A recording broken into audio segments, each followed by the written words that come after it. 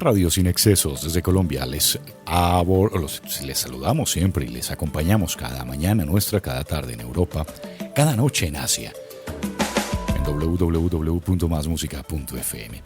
Esta semana ya les adelantábamos un poco, hemos tomado como referencia el tema importante en Colombia, no solamente por el aspecto legal, sino más importante aún por el aspecto de salud pública, un tema que se convierte complicado en el momento en que se le mete algo de moralidad, de religiosidad, de creencias además, y que ha abordado la Corte Constitucional para ampliar el tema del derecho al aborto que algunas mujeres quieren tener y que proponen además, y que ya en el marco de la Constitución colombiana existe la posibilidad en tres situaciones exactas de posibilidad, repito, de aborto.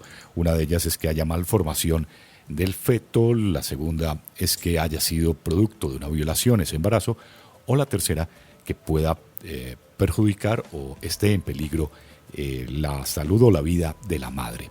Y para eso ya en la parte médica pues tenemos a nuestro profesional, el médico Felipe García, que ya va a abordar este tema. Empezando por lo que usted nos estaba contando ahora, definir realmente qué es el aborto, qué es la palabra aborto, qué significa y qué connotaciones médicas tiene esto. Doctor Felipe, de nuevo con usted. Buenos días. ¿Qué tal? ¿Se escucha ahí ya? Sí, ya, Felipe, ya podemos seguir tranquilos. Perfecto. Entonces, como les venía diciendo, el aborto es una interrupción y finalización prematura del embarazo de forma natural o voluntaria, y la Corte Constitucional, en la sentencia C-355 del año 2006, como tú muy bien lo dijiste, explica estos tres aspectos donde se puede llegar a eso. ¿Por qué hago énfasis en el aborto diferente a interrupción voluntaria del embarazo? Porque el aborto, para nosotros en la rama médica, el aborto debe ocurrir menor de las 20 semanas, sea voluntario o natural, y mayor de las 20 semanas es una muerte fetal. Eso es una gran diferencia. La Corte, en la sentencia 355, C355, da vía libre a que en cualquier semana de la gestación se pueda interrumpir el embarazo. Por eso esta sentencia se llama interrupción voluntaria del embarazo. Si ocurre menor de las 20 semanas, le llamamos aborto. Ayer, la doctora Patricia, la abogada, hablaba acerca de esto, y sí me gustaría hacer unas aclaraciones en cuanto a la parte médica, porque ella hablaba que la solicitud se hace ante la EPS, y no, la solicitud se hace ante la IPS, porque siempre quiero que todos tengan en cuenta, en Colombia, la IPS son las instituciones prestadoras de servicio de salud, y la EPS es la entidad promotora de salud. Entonces, aquellas personas o aquellas mujeres que quieran acceder no pueden ir a la EPS y decir yo quiero interrumpir el embarazo, es a su IPS de atención.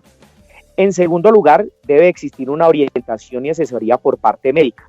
Es verdad, la Corte dice que no es obligatorio que haya esto, pero hay estudios en donde manifiestan que la orientación y la asesoría disminuye la probabilidad de una experiencia traumática o de un difícil manejo para la mujer.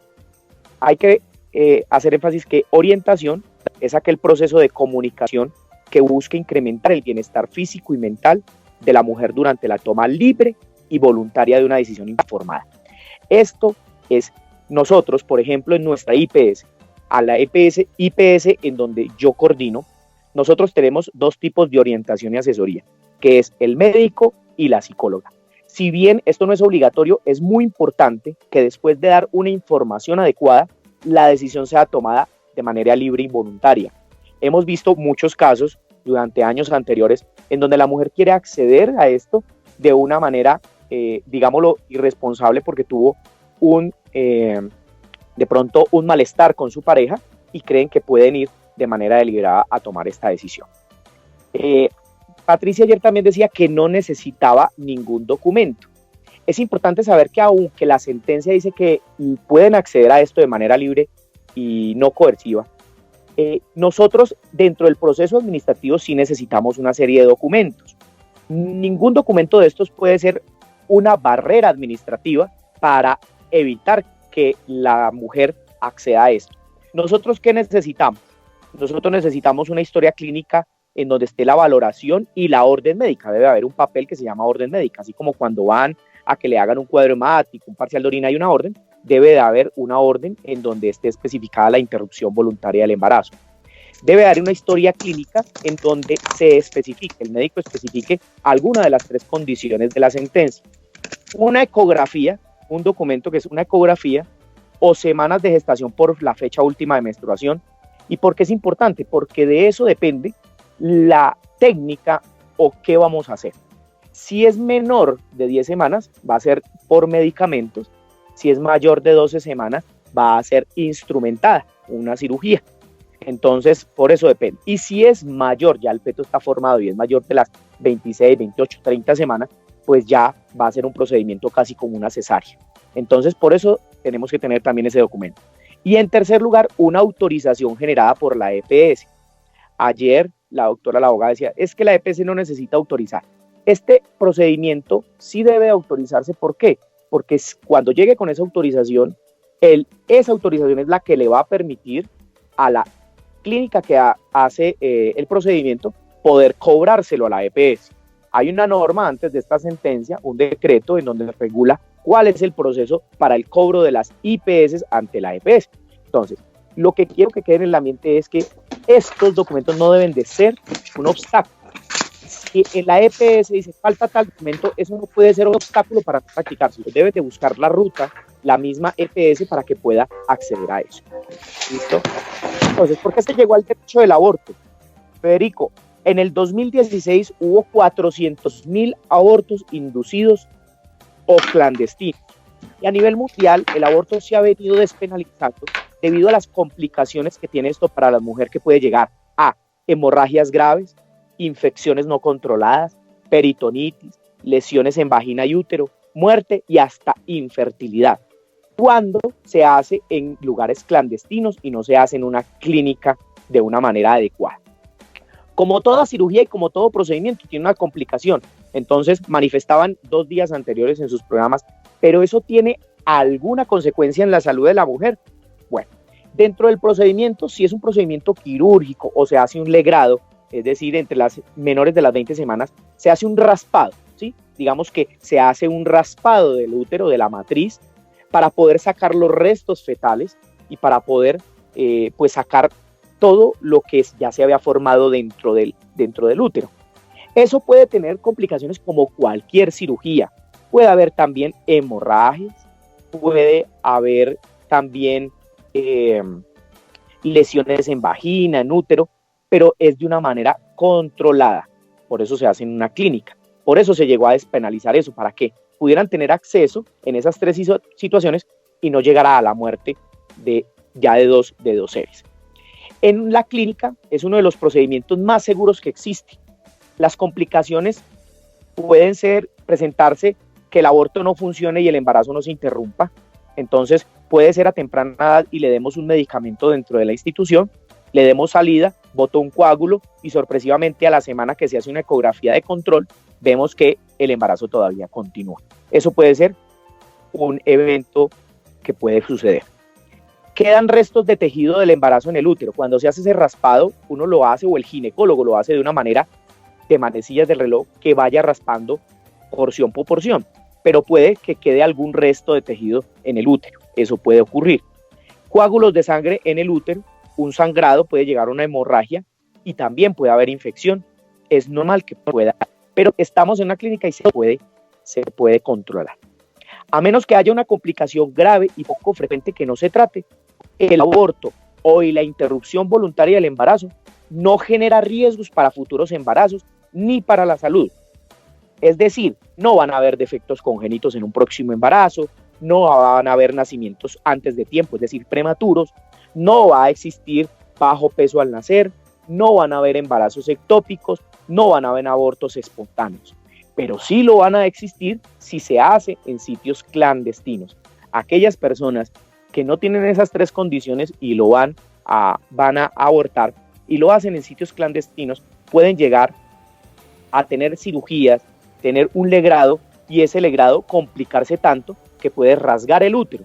¿Y qué pasa con rasgar el útero? Hay que sacarlo, después llegan hemos visto en la trayectoria de la carrera, hemos visto mucho acá en Bogotá, que llegan con un sangrado, una hemorragia, vienen de sitios clandestinos, hay que quitarle el útero y por ende pues no puede tener hijos. Bueno, y en el peor de los casos muere la paciente, o sea, por eso es tan importante. Y de ahí parte, digamos que toda esta dinámica de discusión sobre la legalización del aborto o de la interrupción del embarazo, para que las mujeres puedan acceder tranquilamente a una clínica y no tengan complicaciones luego con la ley. Pero empiezan las preguntas, médico. Y ya, yo tengo una, pero le voy a dar primero el espacio a Juan Agudelo, que le pregunta, ¿qué tan riesgoso es el aborto selectivo en un embarazo múltiple?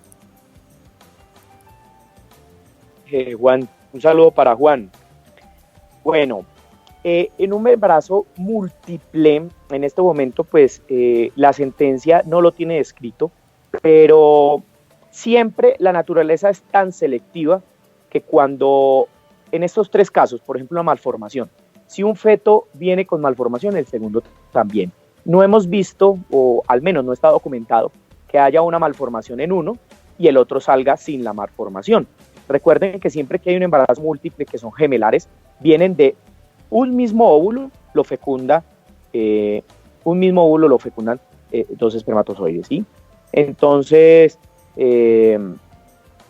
dos óvulos, un mismo espermatozoide. Entonces, se nos perdió el médico. Estamos hablando con Felipe García, el médico que tiene su sección de salud los jueves siempre aquí en másmusica.fm y en Radiorama, precisamente hablando sobre los riesgos y todo lo que tiene que ver con la interrupción voluntaria o no del embarazo. ¿El médico está? Se nos fue Felipe García. Aló. Ahora sí de nuevo, médico. ¿Aló, me escuchan? Sí, ahora sí de nuevo, ok. Entonces, esto debe de ser con estudios, una ecografía muy bien determinada, hacer una ecografía de alta resolución con ginecólogos expertos, porque se va a llegar a un sitio donde están habitando dos seres y es una bastante riesgosa esa cirugía. En mi experiencia clínica no la he visto documentada, pero pues en la medicina todo puede pasar. ¿Qué es riesgoso? Pues el riesgo es que el que se va a abortar, pues se aborte y fuera de eso haya lesión en el otro. Pero por eso debe hacerse en una clínica que esté experta y que sea experta en eso. Muy bien. Riesgos todos los que queramos pueden tener. Ya, esta última, para terminar ya. En caso tal que la Corte Constitucional dé vía libre a la interrupción del aborto por encima de las 20 semanas, digamos, ya existe la pastilla del día después, ¿no es cierto? Que es como para prever 72 horas después de tener una relación sexual, pues que no haya alguna posibilidad de un embarazo. Pero pasadas estas semanas, digamos, pasó un mes, y se podría, digamos, acceder después de esta sentencia, si se llegase a dar, a través a partir de o a través de una farmacia, de una droguería, acceder a algún tipo de medicamento, alguna pasta, algo que pueda interrumpir ese embarazo sin necesidad de acudir o a una IPS o a una clínica? Médicos. Bueno, Federico, al principio dijimos claridad en que la Corte no importa el tiempo, o sea, en este momento, en el año 2018, en octubre de 2018, lo que se quería era que se le pusiera tiempo, que solo hasta las 23 semanas. En este momento la sentencia es amplia y lo puede interrumpir en cualquier semana de gestación. En cuanto a la píldora del día después, no es una píldora que tiene un componente de medicamento anticonceptivo, que si se hace por eso dentro de las siguientes 24 horas, máximo 48, esa cantidad de anticonceptivo lo que hace es que modifica para que no se pueda implantar, pero no es igual a una pasta abortiva. Es decir, aquellas que pasan las semanas y se toman una tableta al día después o 3, no hacen absolutamente nada. Lo que le van a hacer es un daño al feto porque puede traer malformaciones, porque el componente de esa píldora del día después es un componente anticonceptivo. ¿Listo? Ya. En cuanto a la píldora, se puede conseguir clandestinamente en droguerías. En droguerías de cualquier parte del país lo consiguen lastimosamente clandestino. y por eso tenemos tantas mujeres que han muerto en los servicios de urgencias por practicarse este aborto. Lo que se quería la sentencia, o lo que quiere modificar la sentencia, es que sea hasta las 23 semanas, después de las 23 semanas no se haga, ¿sí? Lo que quieren modificar la sentencia. Hay otros opositores que lo que dicen es que despenalizar completamente y que esas 3 opciones que hay no sean esas 3, sino que sea de libre escogencia. Allí viene lo que tú decías, algo legal, algo médico, bueno, una serie de temas que tocan en el Congreso, y pues que para tomar esa decisión es bastante difícil para ello. Pero que si yo lo pueda conseguir en este momento de manera legal, no. Sí, de manera legal no se debería de conseguir la droguería. En caso hipotético que se dé vía libre a eso, ¿existiría algún riesgo, digamos, de una mujer que un mes y medio, 2 meses, vaya y consiga una pastilla de estas abortiva? Para resumir, ¿tendría que hacer el mismo proceso que tiene que hacer ahora, ir a una IPS? Digamos que no haya que hacer un raspado, Federico, por decir algo. El mismo Federico, porque es que la Corte no puede dar vía libre a que se vendan en las farmacias como un acetaminofén, precisamente por el riesgo de sangrado, por el riesgo de morir. Entonces, haríamos lo mismo. Estaríamos dándole vía libre a que lo hagan en sus casas y pues se sigan muriendo las mujeres de un sangrado. Por eso, así le den vía libre a que sea en cualquier situación y no en estas 3 situaciones específicas. Esto siempre debería de ser, digo debería porque no sé, los inteligentes y todos estos, la cúpula del Congreso, en algún momento digan sí, se puede vender en la farmacia. Considero que no se debería por eso, por el riesgo de sangrado y muerte por hemorragias masivas de las mujeres. Igual tendrían que hacer el mismo procedimiento en su IPS. Muy bien, médico. Creo que ha quedado muy bien explicado el tema. Le ruego a Sandra, que creo que nos está llamando, que si es ella, porque no sé si es ella, que no le puedo responder porque al responder la llamada, repito, quedan en espera al resto. Desde aquí es que tengo, y perdónenme que lo diga al aire, la retaíla, pero es que hay veces se les olvida, es desde acá que se les hace la llamada. Bueno, nada, médico Felipe, espero que tenga un 2020, un 2020 lleno de muchas satisfacciones, que vengan muchas cosas bonitas y que nos siga acompañando siempre los jueves. Claro que sí, Fede, muchas gracias a ti, a todo el equipo de trabajo. 2020 es un año de abundancia y así va a ser para todos nosotros. Eso esperamos. Muchas bendiciones, como dice usted siempre en sus muy interesantes informes a través de las redes sociales. El médico de las redes sociales es Felipe García y está con nosotros. Feliz resto de jueves, médico. Chao, que estén muy bien. El médico Felipe García con nosotros en Radiorama. En breve, Raúl Wiesner desde Bogotá. Punto. FM. Y también estaremos pasando por Alemania. La Deutsche Welle nos traerá un informe mientras ese colombiano que se llama Alejandro Santamaría nos habla así y dice ¿qué tal?